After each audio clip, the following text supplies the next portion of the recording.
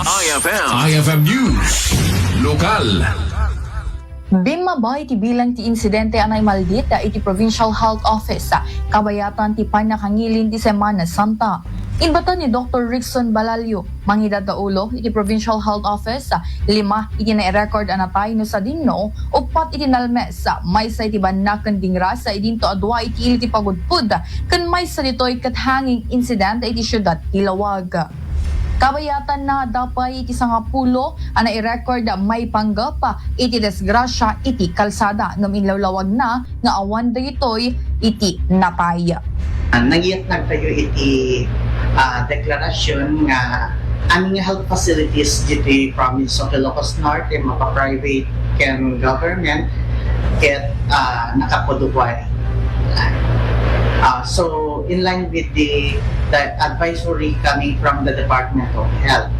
So detoy ini nakapaan na-activate amin nga tikong kunata yung disaster risk reduction and management in health.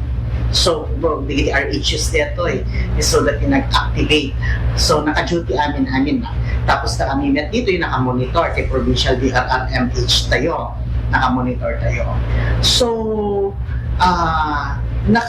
ala tayo iti reports nga adda 5 nga natay, 10 nga motor vehicular accidents nga nag-record na digiti nga nag-duty, pero awan tinatay ka digiti motor vehicular accidents tayo.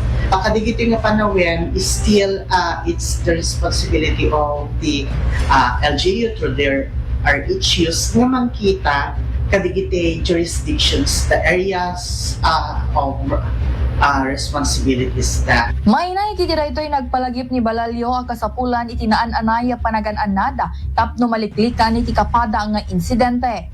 Kabayatan na, inpasigurado na ang nakaantabay iti Disaster Risk Reduction and Management Council in Health iti addo mga ili no in kaso nga adda iti emerhensiya. Para iti IFM News sa Idol Bernadette Toledo, Tatak, IFM.